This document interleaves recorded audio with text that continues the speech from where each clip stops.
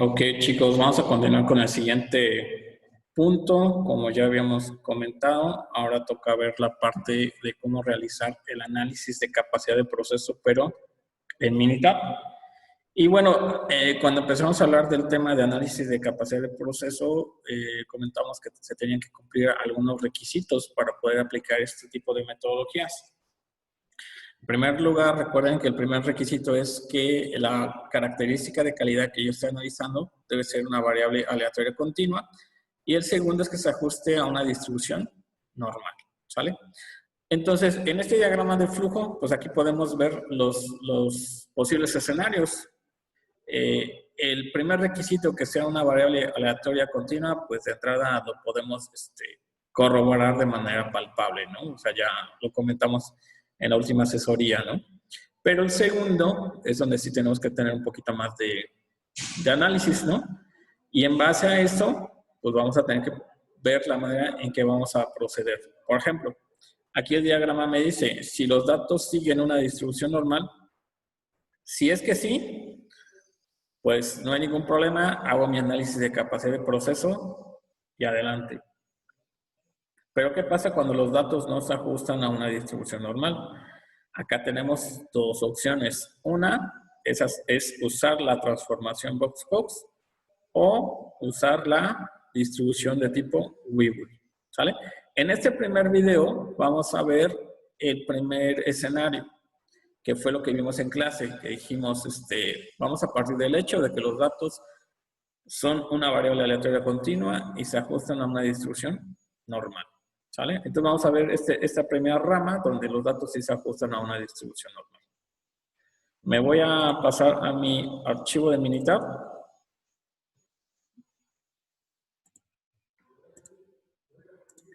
Que es y yo aquí tengo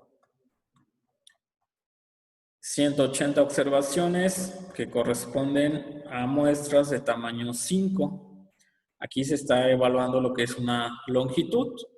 El valor ideal es 550 y puede variar, no tengo ahorita el dato a la mano, pero me creo que es más o menos 8, pero ahorita lo vamos a ir verificando en el desarrollo del ejercicio. Entonces ya aquí tengo mi variable. Y lo primero que tengo que hacer es corroborar el supuesto de normalidad. Aquí básicamente lo puedo hacer de dos maneras. Una, por ejemplo, dibujando un histograma. Me voy aquí a la opción gráfica, histograma, un histograma simple. Le damos a aceptar. La columna que yo quiero es la de longitud. Ya que la tengo. Y le damos a aceptar. Vemos nuestro histograma. Como podemos ver, las barras del histograma se distribuyen de manera simétrica en referencia a los lados. Pudiéramos suponer que efectivamente los datos sí se ajustan a una distribución normal. Ahora, ¿qué otra herramienta me puede servir para corroborar esto? Pues es la gráfica de distribución de probabilidad o gráfica de probabilidad, que es esta. La vamos a generar. Vamos a pedir una individual. Otra vez, la variable es longitud. Ya la tengo acá. Y le voy a dar a aceptar. ¿Sale? Como podemos ver, aquí nos muestra la distribución de los datos ajustados a una recta de regresión. Entre más estén los puntos contenidos en estos dos intervalos, pues quiere decir que los datos sí se ajustan a una distribución normal. Ahora, lo que me va a ayudar a mí a determinar si es que se ajustan o no, es esta parte, que es valor P, ¿sale? El valor P, si ustedes observan acá, me dice que el valor P no me da un valor específico de P. En algunos casos, cuando generamos esta gráfica, si me dice P vale igual a 0.30 y algo, o me da un valor en particular. Aquí simplemente me está diciendo que el valor P es menor que 0.005, ¿sale? Ahora, ¿cuál es el criterio de decisión? Aquí el valor P siempre se va a comparar contra el nivel de significancia. Acuérdense que por ahí generalmente o estadísticamente siempre se trabaja con un nivel de significancia del 5% o de 0.05. Si el valor P es menor a ese nivel de significancia, es decir, valor P es menor que 0.05, entonces dirimos o concluimos que efectivamente los datos se ajustan a una distribución normal. Pero si el valor P es mayor a 0.05, entonces diríamos que los datos no se ajustan a una distribución normal. En este caso, el gráfico ya me está diciendo, sabes que el valor P es menor que 0.005, ¿sale? Lo cual es menor al nivel de significancia de 0.05.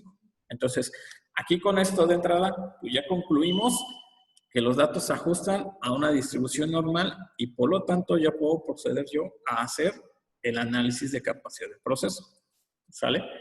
Voy a minimizar esta gráfica. ¿Cómo voy a hacer el análisis de capacidad de proceso? Me voy aquí a estadísticas, herramientas de calidad, análisis de capacidad y me voy al que dice normal. La columna que voy a analizar es la columna que contiene los datos, que es longitud. El tamaño de cada subgrupo es 5. Aquí voy a poner las especificaciones de los límites de control, ¿sale? Por ejemplo, este puede variar más o menos 8. Entonces, el límite inferior es 542, el límite superior es 558. ¿Sale? La media histórica y la desviación estándar histórica son parámetros opcionales. Si los tuviéramos en un proceso donde se viniera analizando tanto la media como la desviación estándar a través del tiempo, pues lo podríamos ingresar. En este caso no. Nos vamos a ir a esta parte donde dice opciones. Aquí, en esta parte donde dice opciones, nos permite ingresar el dato del valor objetivo. En este caso, o en otras palabras, es el valor del target. El valor del target, acuérdense que me va a ayudar a calcular el índice CPM. Si yo aquí no ingreso nada, pues cuando me arroje los resultados de mi unidad, pues simplemente nada más me va a calcular CP y CPK, pero no me va a dar los valores de CPM. Entonces, aquí el valor objetivo, como decíamos, es 550 más menos 8. Entonces, el valor objetivo es 550.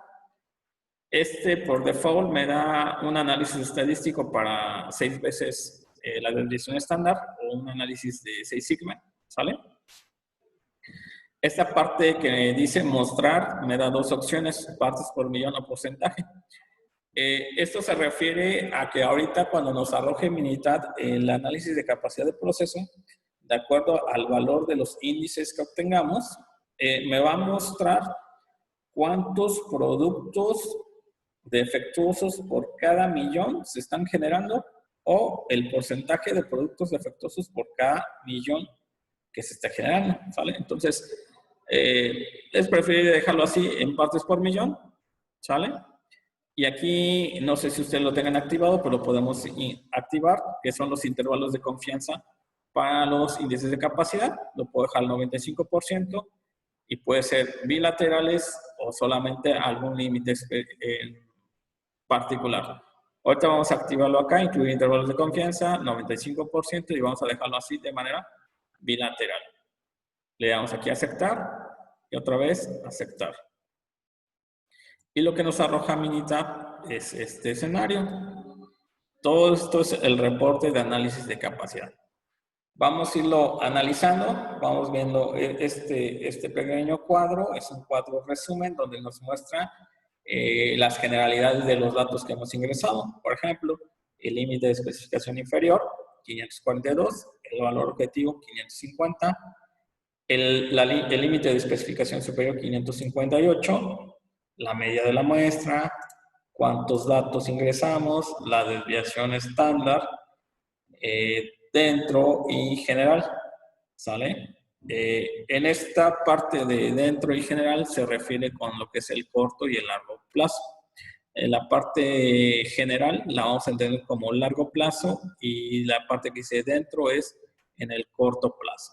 Y acuérdense que cuando hablamos de corto y largo plazo se refiere a la capacidad que tienen los operadores de cumplir las especificaciones, que sería en el corto plazo o dentro, y general, la habilidad de los operadores, pero comparada contra el cumplimiento de todos los demás operadores. Y esta sería la general o largo plazo. Entonces, esto es el cuadro resumen. Aquí podemos ver el histograma de los datos, pero este histograma vienen marcados los límites de especificación inferior, superior y el valor objetivo. Como podemos ver, la distribución de los datos está cargada hacia el límite de especificación superior. Y en este caso hay un pequeño grupo de datos que pasan de la especificación superior. Si es que ya lo podemos observar acá, ¿sale? Aquí lo ideal es que este histograma hubiera quedado centrado respecto del valor objetivo. Pero no, aquí podemos ver que el proceso está cargado respecto a la especificación superior. Ahora, aquí tenemos los resúmenes del análisis de capacidad de proceso. Quedamos que el punto que dice capacidad dentro es en el corto plazo, general es en el largo plazo. Y vean, aquí tenemos los valores de CP. CP 1.33, es decir, el índice CP sí cumplió por lo menos el valor mínimo que nos pide, ¿no? Que asuma. Pero acuérdense cuál es la desventaja de CP. Que al no tomar en cuenta la media, pues puede hacer que el proceso esté descentrado, como es este caso. Y aquí me genera el intervalo de confianza para CP de 1.17 a 1.48. ¿Sale? Este que dice CPL es el índice de capacidad de proceso, ¿sale? Respecto a el límite inferior, es decir, qué tan capaz es mi proceso de cumplir con la especificación superior.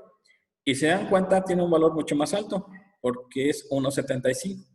Y tiene sentido o lógica. Veamos el histograma. Los datos fácilmente cumplen la especificación inferior, porque respecto a estas, pues los datos están por encima del valor objetivo. ¿Vale? Ahora, este que dice CPU es la capacidad del proceso para cumplir con la especificación superior. Y se dan cuenta que ya bajó del 1.33, aquí es 0.91. ¿Por qué?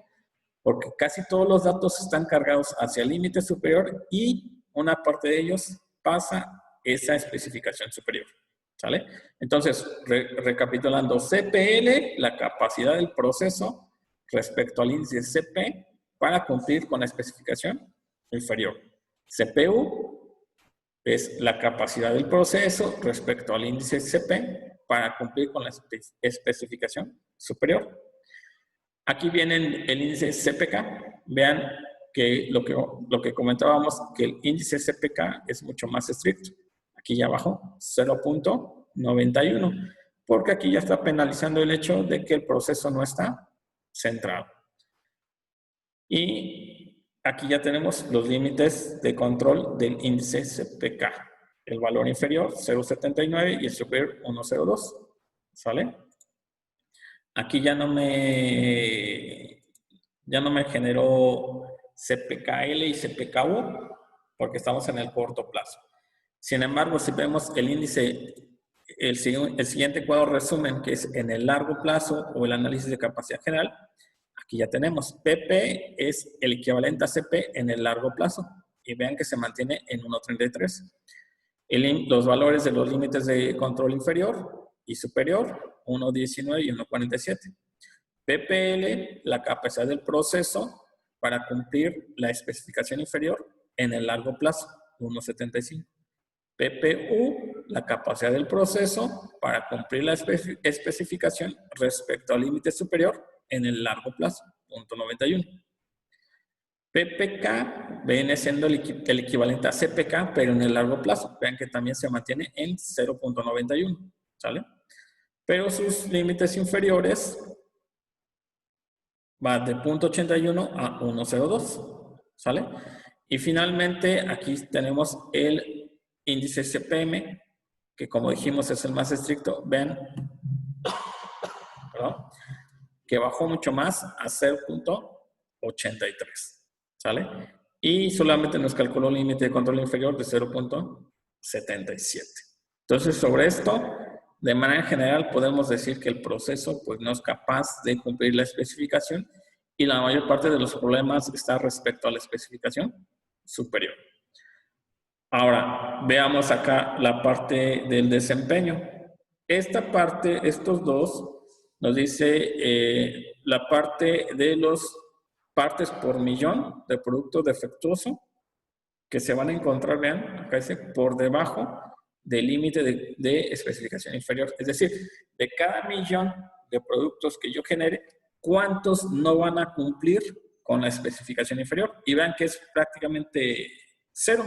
Es 0.08 productos por cada millón no cumplirían la especificación inferior. Y es lo que vemos acá. O sea, el proceso es muy capaz de cumplir con la especificación inferior. Pero ¿qué pasa con la especificación superior? Vean, aquí se partes por millón que estarían por arriba de la especificación superior. Es decir, por cada millón de productos que yo fabrique, vamos a tener 3.226.69 productos